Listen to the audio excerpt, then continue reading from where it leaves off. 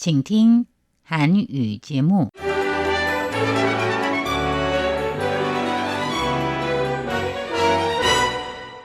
안녕하십니까? 중화민국 국제방송 타이완의 소리 RTI 한국어 방송입니다. 화요일 방송은 간추린 뉴스 대만 주간신보 타이페이 토크의 순으로 이어집니다.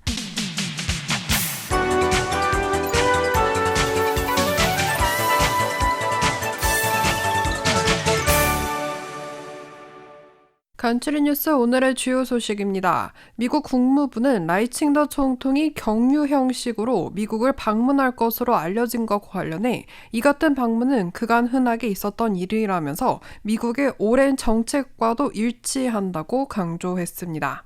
한광 41호 훈련이 어느덧 7일차로 접어들었습니다. 오늘 15일 오후 1시 반부터 타이중을 중심으로 중부 지역에선 한광 41호 훈련과 연계된 민방위 훈련인 도시회복탄력성 훈련이 실시됐습니다. 중화민국 노동부와 유럽연합 집행위원회 대표단이 14일 타이완 EU 노동회의를 개최했습니다. 이날 회의에서 EU 집행위원회 대표단은 타이완이 완양 어선의 와이파이 설치를 지속적으로 추진하고 완양 어업에 종사하는 어민이 많은 국가와 양해 각서 체결 등 다양한 방식으로 어민의 권익을 공동으로 개선해 나가기를 바란다는 뜻을 정했습니다. 타이완 군임중산대학교가 일본 구마모토 대학교에 설립한 UAAT KOU 화학교육센터가 15일 현판 제마식을 열었습니다. 중산대학교는 TSMC의 구마모토 공장 설립이 지역 산업 발전을 촉진하고 화학 소통에 대한 현지 수요를 증가시킨 가운데 이 센터의 가동은 타이완과 일본의 관계를 더욱 강화할 수 있을 것이라고 밝혔습니다. 첫 번째 소식입니다. 미국과 중국의 외교수장인 마르코 루비오 국무장관과 왕이 외교부장이 현지 시간 11일 말레이시아 쿠알라룸푸르에서 첫 공식 회담을 가졌습니다. 회담 뒤 루비오 장관은 왕이 장관이 회담에서 라이칭더 총통이 미국을 격려하지 못하도록 경고했느냐라고 묻는 기자의 질문에 없었다라고 답했습니다. 이에 타이완 중앙통신사는 12일 미 국무부에 중화민국 총통의 격려 형식 미국 방문에 대해 질의했고 미 국무부의 한 대변인은 13일 서면 답변서를 통해 타이완 총통 등 타이완의 고위 관료들이 미국을 격려하는 것은 그간의 관리에 부합하며 미국의 일관된 정책에도 전적으로 부합한다고 밝혔습니다. 한편 라이칭더 총통이 오는 8월 파라과이, 과테말라, 벨리즈 등 세계 수교국을 방문하고 방문길에 미국 뉴욕과 텍사스를 격려할 예정이라고 연합보가 15일 소식통을 인용해 보도했습니다. 고야회 총통부 대변인은 15일 라이 총통의 파라과이 등 우방국 순방과 관련해 아직 관련 설명은 없으며 이전과 마찬가지로 확정된 일정이 있을 경우 국민께 보고하겠다고 밝혔습니다. 한광 41호 훈련이 7일차로 접어든 가운데 오늘 15일 타이중, мя오리 등 중서부 지역을 중심으로 한광 훈련과 연계한 공습 대비 민방위 훈련인 도시회복탄력성 훈련이 실시됐습니다. 훈련은 오늘 오후 1시 30분부터 30분간 이뤄졌으며 1시 30분 정각에 훈련 공습 경보 사이렌이 울림과 동시에 시민들은 가까운 민방위 대피소나 건물 지하로 대피하는 등의 훈련에 참여했고 경보 해제 발령 이후 일상생활로 복귀했습니다.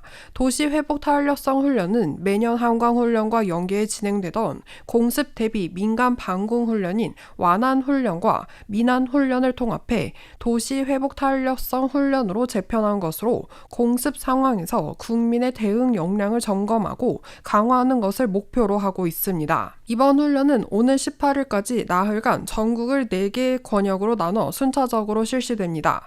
제4호 태풍 다나스의 영향으로 피해를 입은 윈린, 자이, 타이난 등 3개 지역은 이번 훈련에서 제외됩니다. 아울러 현행 민방위법 제25조에 따라 훈련에 협조하지 않을 경우 뉴타이완 달러 3만 원 이상에서 15만 원 이하의 과태료가 부과될 수 있습니다. 타이완 완양 어선에서 일하는 외국인 노동자가 착취와 학대를 당했다는 미국 CNN의 보도가 나오면서 타이완의 외국인 노동자 처우에 대한 국제적 관심이 더욱 높아졌습니다. 이러한 가운데 EU 집행위원회 고용총국과 EU 직업안전보건청이 대표단을 구성해 타이완을 방문하여 14일 노동부와 어업 분야의 존엄한 노동, 사회적 대화, 직업안전 및 보건에 대해 의견을 교환했습니다. 노동부 장관은 회의 후 언론과의 공동 인터뷰에서 타이완 EU 노동회의에 유럽 측이 사무총장급 인사를 파견한 것은 이번이 처음이며 또한 EU 집행위원회 사무총장이 타이완을 방문한 것은 2015년 이후 9년 만이며 타이완과 EU의 노동협력에 대한 EU의 지지와 중시를 보여주는 것이라고 밝혔습니다. 그러면서 이번 회의에서 CNN이 보도한 사례에 대해서는 논의하지 않았지만 완양어업의 인권과 존엄한 노동은 EU가 오랫동안 중요시해온 문제라 이날 회의에 없어도 참석했다고 밝혔습니다.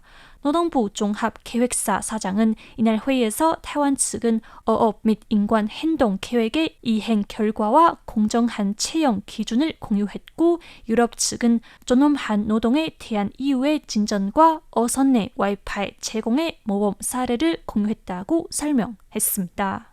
UATKOU 화학교육센터는 중산대학교가 교육부의 지원을 받아 구마모토 대학교에 설립한 것입니다. 중산대학교는 이 센터 설립을 통해 규슈와 오키나와 지역의 체계적인 화학교육 플랫폼을 구축한 한편 언어를 매개로 타이완과 일본 간의 교육적, 인문적 연계를 강화하고 나아가 국제고등교육 협력의 폭과 깊이를 확대하고자 합니다. 중산대학교의 설명에 따르면 UATKOU 화학교육센터의 향후 발전 방향은 타이완과 일본의 교육 차원을 연결하는 역할을 통해 문화, 학술 교류를 촉진하고 양국 협력의 깊이를 확대하는 등 4가지가 있습니다. 화요일 간추리 뉴스를 마치겠습니다. 이상으로 RT 한국 방송의 진옥순, 손전홍입니다.